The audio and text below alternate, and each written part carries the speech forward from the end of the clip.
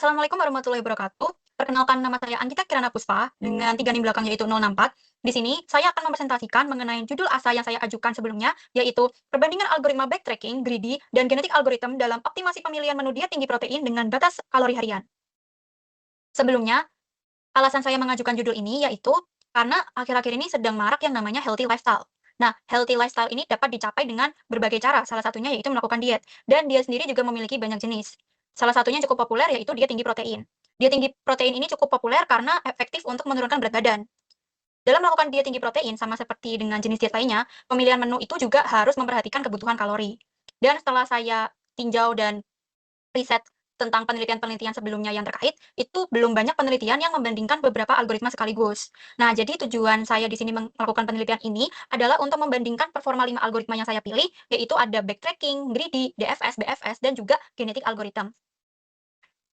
Untuk masalah optimasi pemilihan menu diet tinggi protein ini, kita modelkan dengan persoalan yang cukup populer yaitu integer knapsack problem, di mana integer knapsack problem merupakan persoalan optimasi yang memaksimalkan total profit sejumlah objek dengan batasan berat yang dimiliki oleh objek dan tidak boleh melebihi kapasitas yang tersedia. Nah, untuk memodelkan persoalan optimasi pemilihan menu diet tinggi protein dengan integer knapsack problem, kita akan merepresentasikan beberapa properti umum yang dimiliki oleh integer knapsack problem, seperti item. Untuk persoalan ini kita representasikan dengan makanan. Untuk weight atau berat itu direpresentasikan dengan kalori, profit direpresentasikan dengan protein, dan juga kapasitas knapsack direpresentasikan menggunakan kebutuhan kalori. Nah, semakin tinggi protein yang dipilih, itu semakin baik.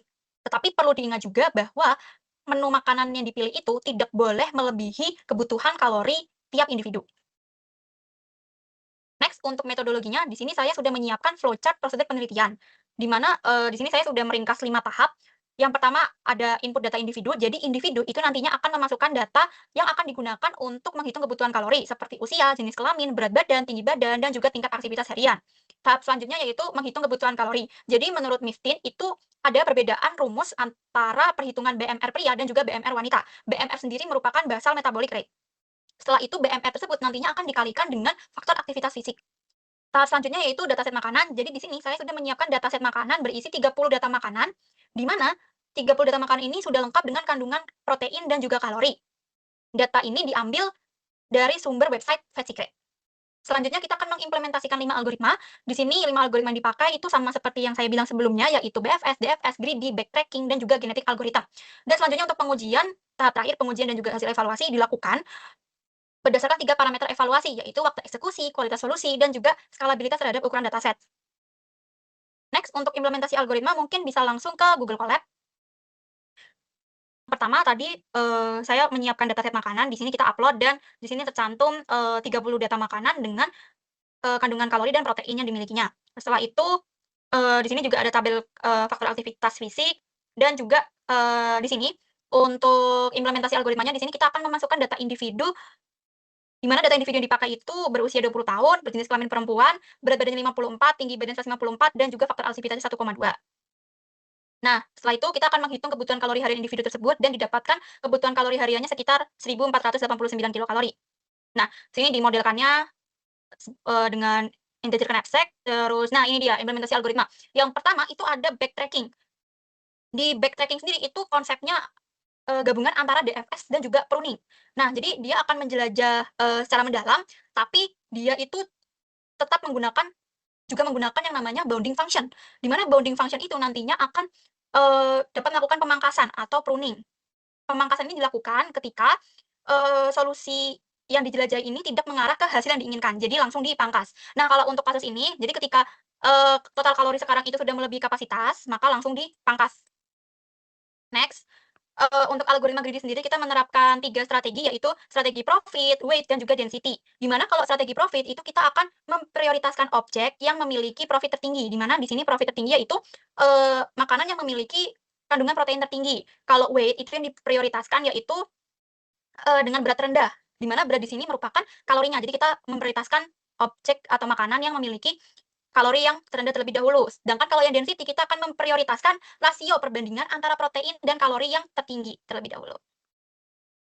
Next, Untuk DFS sendiri di sini, kita menggunakan DFS murni, berbeda dengan backtracking yang tadi melakukan pruning, yang menggunakan pruning, di DFS murni ini tidak menggunakan pruning. Jadi dia konsepnya itu murni menjelajah secara mendalam, sampai leaf atau sampai daun ya, pokoknya secara mendalam. Nah, untuk DFS sendiri ini, dia itu menggunakan, konsep stack dan juga dia, menggunakan konsep LIFO yaitu last in, first out. Habis itu DFS, di DFS sendiri di sini kan strateginya merupakan, dia akan menjelajah tiap level, tapi di penelitian saya kali ini itu ada tambahan sedikit catatan, di mana BFS di sini itu menggunakan batasan untuk, maksimum nodes yang akan dijelajah. Jadi kita membatasi maksimum nodes yang dijelajah yaitu 1 juta, karena apa? Karena adanya keterbatasan ruang memori. Nah, di BFS sendiri ini itu menggunakan konsep queue dan juga konsep FIFO yaitu first in, first out. Next, selanjutnya ada algoritma genetika. Nah, algoritma genetika itu terinspirasi dari proses evolusi biologis. Nah, jadi solusi di algoritma genetika ini direpresentasikan menggunakan kromosom biner, di mana jika bernilai 0 itu menunjukkan bahwa data atau makanan tersebut tidak dipilih, dan kalau misal 1 itu menunjukkan makanan tersebut dipilih. Nah, algoritma ini diawali dengan membentuk sejumlah populasi solusi secara acak. Nah, selanjutnya solusi tersebut akan dievaluasi atau diseleksi menggunakan fungsi fitness berdasarkan total kalori, kebutuhan kalori tiap individu, dan juga total protein. Nah, setelah itu kita akan melakukan tahap crossover dan dilanjutkan dengan mutasi untuk membentuk generasi baru. Nah, proses algoritma genetika ini akan diulangi secara terus-menerus hingga mendapatkan solusi yang diinginkan atau jika sudah mencapai jumlah generasi yang ditentukan, di mana kalau di sini kita menentukan jumlah generasinya yaitu 100. Next, kita akan membahas hasil waktu eksekusi dan juga skalabilitas. Setelah dihitung, kita mendapatkan bahwa waktu eksekusi terendah itu dimiliki oleh algoritma greedy, baik itu profit, weight, dan juga density. Kenapa? Karena greedy itu akan memperoleh solusi optimum lokal tanpa mengeksplorasi solusi lainnya. Jadi waktu eksekusinya cukup singkat. Bahkan ini di bawah 0,001 detik. Selain itu, untuk waktu eksekusi yang tertinggi itu dimiliki oleh DFS. Bahkan ketika kita cek di grafik perbandingan skalabilitas, di sini dapat dilihat bahwa untuk DFS ini peningkatan waktu eksekusinya cukup signifikan ketika terdapat pertambahan ukuran dataset gitu. Jadi yang pertama 10 data sekian, 20 data sekian, dan ketika 30 data udah sekian, udah nanjak banget hasilnya. Nah, di sini diketahui kalau misal di DFS ini 30 data ini membutuhkan 833 detik atau sekitar 13 menit untuk mengeksekusinya. Nah, jika dibandingkan dengan DFS, backtracking ini jauh lebih rendah. Karena apa? Karena backtracking ini dia selain menggunakan konsep DFS, dia juga menggunakan konsep pruning yang tadi saya jelaskan sebelumnya. Lalu selanjutnya untuk BFS itu jika kita lihat di grafik itu ada di ukuran data 20 dan 30, dia perbandingan waktu eksekusinya relatif stabil ya, karena adanya batasan maksimum node yang digunakan di BFS tadi. Jadi mungkin ketika 30 data ini dia sudah tidak sudah mencapai node maksimal yang ditentukan, dan jadinya hasil waktunya sama dengan ketika kita melakukan BFS terhadap 20 data. Nah, selanjutnya kalau misal dilihat di grafik perbandingan skalabilitas, yang cukup stabil perubahan waktu eksekusinya ketika ada pertambahan ukuran dataset itu adalah greedy dan juga algoritma genetika. Jadi dapat dilihat kalau misal perubahannya itu nggak signifikan gitu, kayak sedikit-sedikit. Nih, next. Nah, kalau berdasarkan hasil kualitas solusi, itu dapat dilihat ketika di 10 data, sebagian besar algoritma ini menghasilkan total protein yang sama, yaitu 176,66 gram. Tapi yang berbeda hanyalah greedy by weight. Lalu untuk 20 data, hanya beberapa saja yang menghasilkan total protein yang sama, kecuali greedy by weight, greedy by density, dan juga algoritma genetika.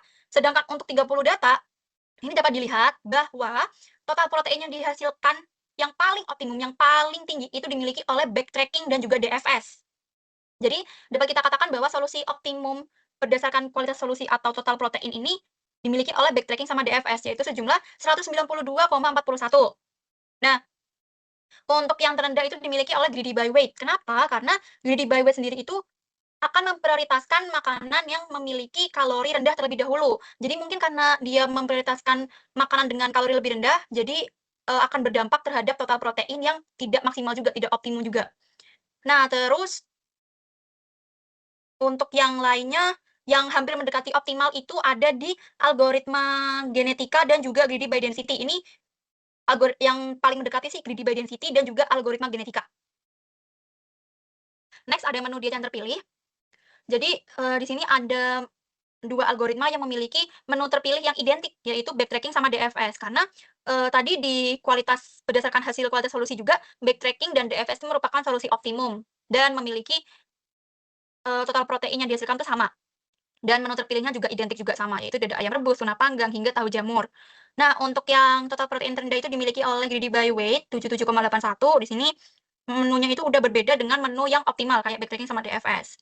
Lalu untuk yang mendekati optimum yaitu Greedy by Density dan juga algoritma genetika, itu menu terpilihnya hampir sama dengan backtracking sama DFS, cuma yang membedakan kalau misal di Greedy Density dia memilih asparagus matang dan juga telur rebus, dan juga kalau algoritma genetika itu ada dia milih domba panggang.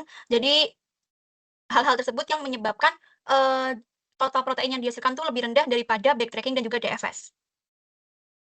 Kesimpulannya yaitu, jika ditinjau berdasarkan kualitas solusi, maka strategi yang optimum itu merupakan algoritma backtracking dan juga DFS, karena tadi dia menghasilkan total protein yang paling tinggi. Sedangkan kalau misal berdasarkan waktu eksekusi, strategi yang optimum itu merupakan semua strategi algoritma greedy, baik by profit, by weight, dan juga by density. Karena dia, memiliki waktu eksekusi yang cukup singkat. Lalu untuk, dari aspek keseimbangan nih, misal ada kompromi antara, dia pingin solusi yang mendekati optimum, tapi juga waktu eksekusinya juga yang tidak terlalu lama atau relatif cepat. Itu strategi yang cocok adalah greedy by density dan juga genetic algorithm. Sekian presentasi dari saya. Apabila ada tutur kata saya yang salah, mohon dimaafkan dan terima kasih telah mendengarkan presentasi saya. Wassalamualaikum warahmatullahi wabarakatuh.